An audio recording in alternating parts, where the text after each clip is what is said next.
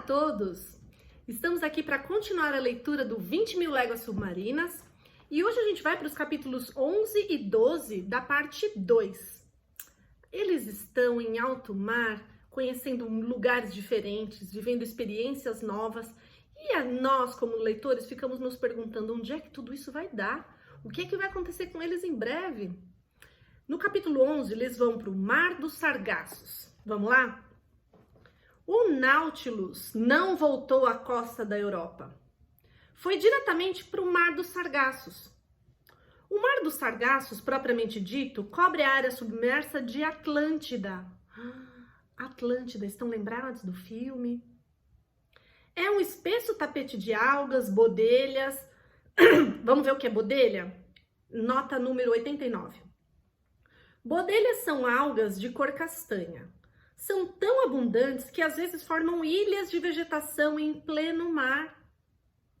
Tem a capacidade de acelerar o metabolismo humano, o que pode controlar a obesidade. Por isso, são usadas na fabricação de remédios para o emagrecimento. Ó, que interessante! Então, olha lá, eles encontraram um espesso tapete de algas bodelhas, que são essas algas específicas, e uvas do trópico, tão compacto que só com muita dificuldade uma embarcação pode atravessá-lo. O Capitão Nemo se manteve abaixo da superfície para não correr o risco de danificar a hélice. Existem várias explicações para o fenômeno.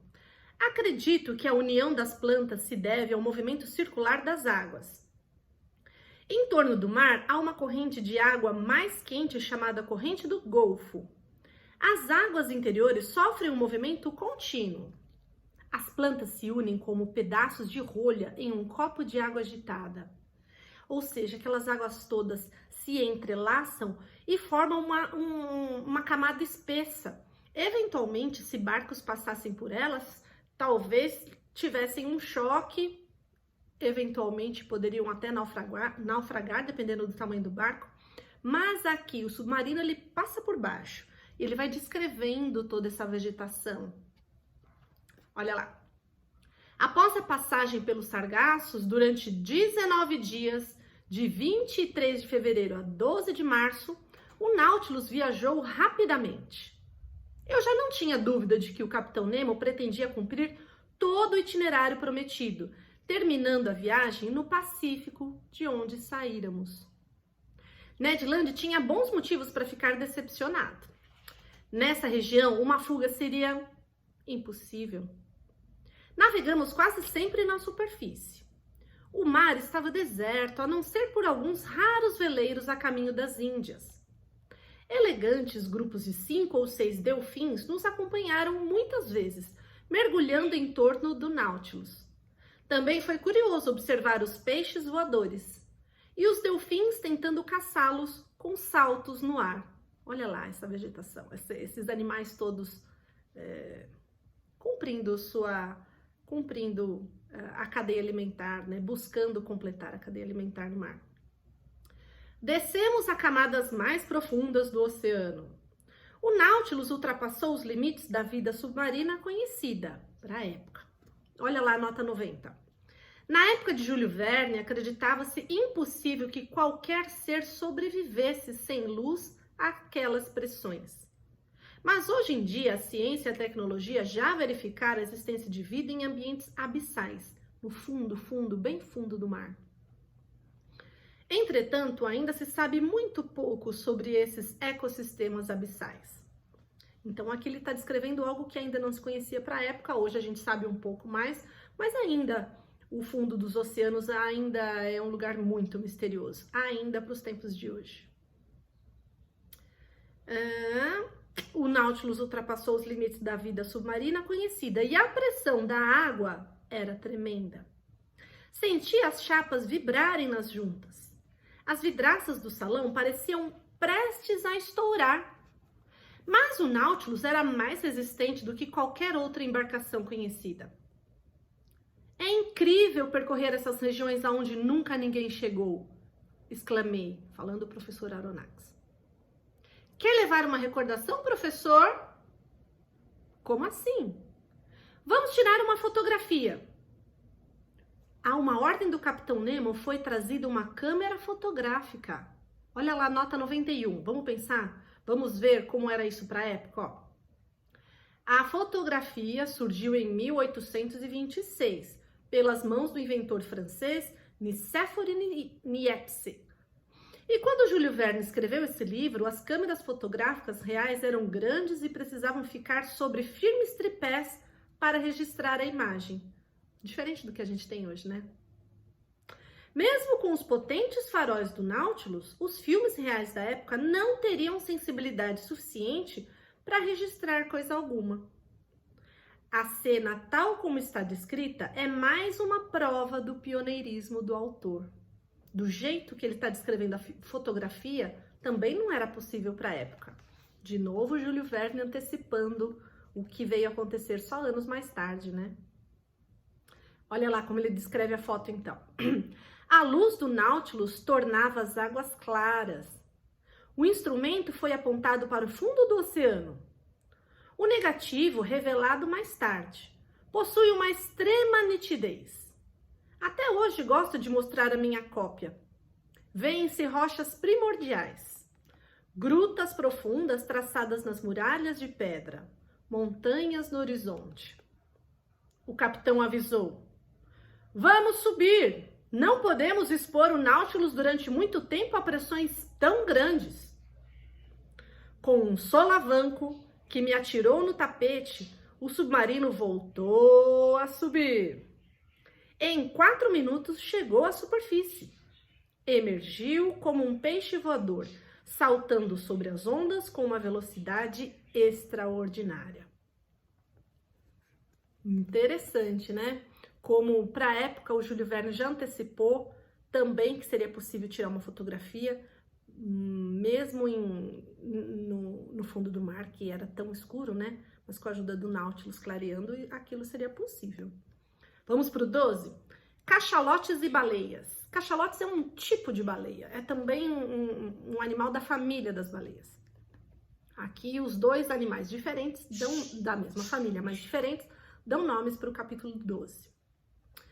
Avançamos para as regiões austrais. Austrais, nota 92. Austral é tudo aquilo concernente ao sul, em oposição a boreal, concernente ao norte. Portanto, quando a gente fala em boreal, significa tudo que diz respeito ao hemisfério norte. Austral é o hemisfério sul. Eles estão indo para a região austral, portanto, a região sul do globo. Aonde pretendia chegar o capitão? Ao polo? Seria uma loucura.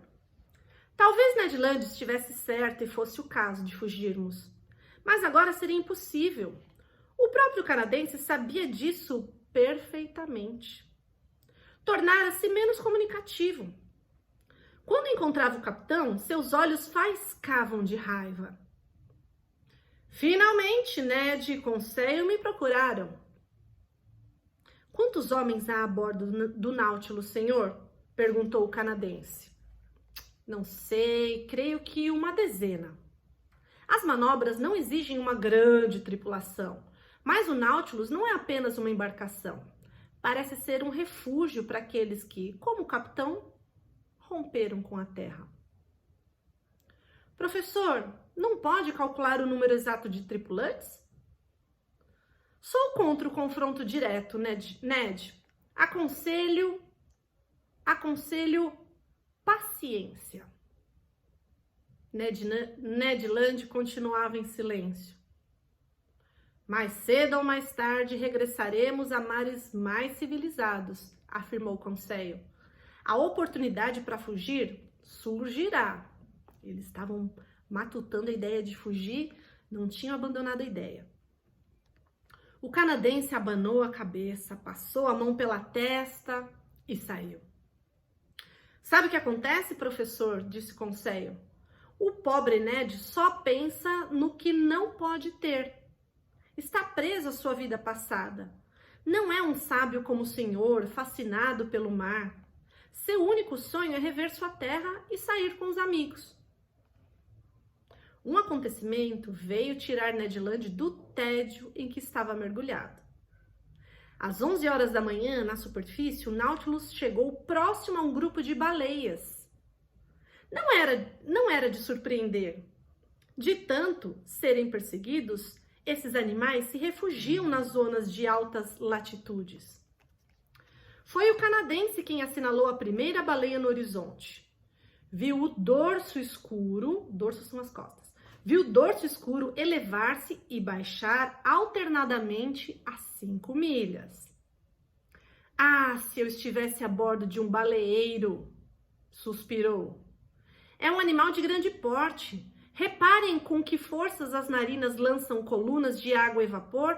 Só lembrando, o Ned Land, ele era um exímio caçador de baleias. Nessa época era possível caçar, ferir, matar as baleias para comer a sua carne. Então, inclusive, ele foi chamado para essa expedição acreditando que lá no início da história talvez pudesse ser um animal gigante, desconhecido, talvez um narval gigante. Por isso que ele foi chamado. Então, ele tem esse perfil robusto, mais agressivo, mais rude. Ele, sendo um exímio caçador de baleias, agora vendo as baleias e não sendo possível caçá-las, ele fica agitado. Ah, se eu estivesse a bordo de um baleeiro. É um animal de grande porte. Reparem com que forças as narinas lançam colunas de água e vapor. Nunca pescou nesses mares, Ned? Nunca. Em seguida, gritou entusiasmado. Vejam, vejam, em nossa direção! Como corre! Ned batia o pé e a mão tremia ao brandir um arpão imaginário. Ou seja, ele se imaginava segurando um arpão para fincar nas baleias. Oh. Ah, não é uma baleia! São 10, são 20, um baleal inteiro, e eu aqui sem poder pegar nenhuma, exclamou.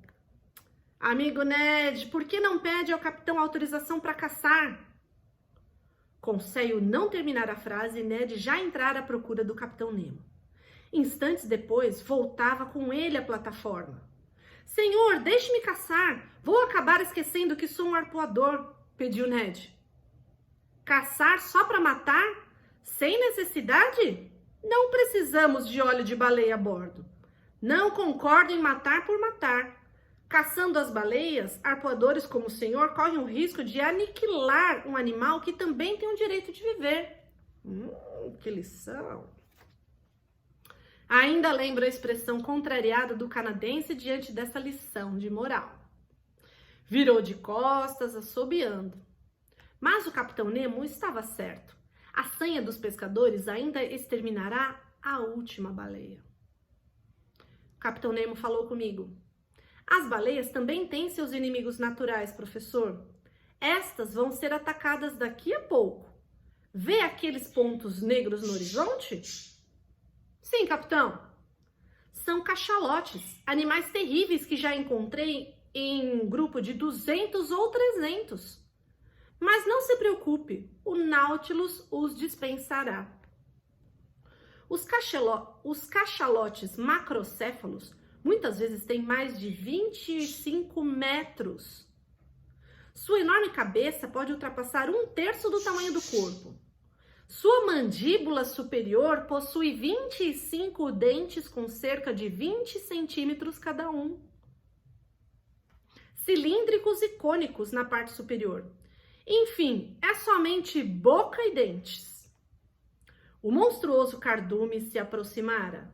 Percebera a presença das baleias e preparava-se para atacá-las. O Nautilus colocou-se entre os dois grupos. Eu, Ned Land e Conseil descemos. Não davam para ficar o tempo todo ali na plataforma só observando, tinham que se proteger. Fomos observar a batalha pelos painéis de vidro. O capitão Nemo foi para junto do timoneiro na cabine para controlar as manobras. Dali a pouco, a rotação da hélice aumentou. Nossa velocidade cresceu. O combate entre os cachalotes e as baleias já se iniciara quando o Nautilus se aproximou, de maneira a cortar ao meio o cardume dos atacantes. A princípio, esses não mostraram preocupação alguma com o novo monstro. mas rapidamente começaram a reagir a seus golpes. Que luta! O próprio Ned Land se entusiasmou e bateu palmas. O Nautilus transformou-se em um arpão brandido pela mão de seu comandante. Lançava-se contra os cachalotes. Nem parecia sentir os golpes das caudas. Mergulhava atrás dos cetáceos, subia com eles, atingindo-os em cheio. A luta prolongou-se por 1 hora. Víamos suas enormes gargantas através do vidro, seus dentes vorazes. Ned Land praguejava como se estivesse em uma luta corpo a corpo. Por fim, os cachalotes foram vencidos. Voltamos à superfície. A escotilha foi aberta, subimos depressa para a plataforma. O mar estava repleto de corpos de cachalotes. O capitão Nemo veio falar conosco. Qual a sua impressão, mestre Land? Ainda prefiro meu arpão, capitão Nemo. Cada qual com sua arma, respondeu o capitão, olhando fixamente para Ned Land. Percebi que estava furioso com a resposta, mas distraiu-se ao ver o corpo de uma baleia. Não conseguira fugir dos cachalotes. Seu corpo flutuava de lado. Da extremidade de sua barbatana, mutilada, pendia um filhote que a mãe não conseguira salvar da morte. O capitão Nemo conduziu o Nautilus até o cadáver do animal. 2 de seus homens subiram para o dorso da baleia. Para minha surpresa, extraíram 2 ou 3 barris de leite de suas mamas. Isso ele tinha dito lá no início, mas às vezes a gente esquece. Uma forma dele conseguir leite para preparar os alimentos dentro do Nautilus é extraindo a partir das mamas de baleias. E aqui ele está provando que isso era possível. Quando uma baleia era morta, eles arrumavam uma forma de extrair o leite de suas mamas. Vocês estão lembrados que baleia é um mamífero. Baleia não é peixe, baleia é um animal mamífero.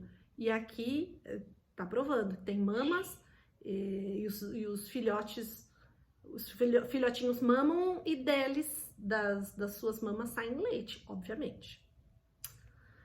Pouco depois, o capitão me ofereceu uma xícara do leite ainda quente. Senti certa repugnância, mas ele insistiu. Era excelente. A partir daquele dia, comecei a me preocupar cada vez mais. A atitude de Ned Land para com o capitão Nemo tornara-se ainda pior. Resolvi vigiar cautelosamente os atos do canadense. Terminamos então dessa maneira o capítulo 12. Vimos que um outro tipo de batalha se travou em alto mar.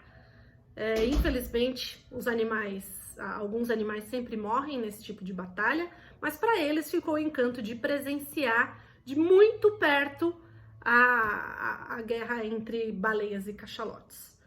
Vamos seguindo rumo ao final do livro. Até mais!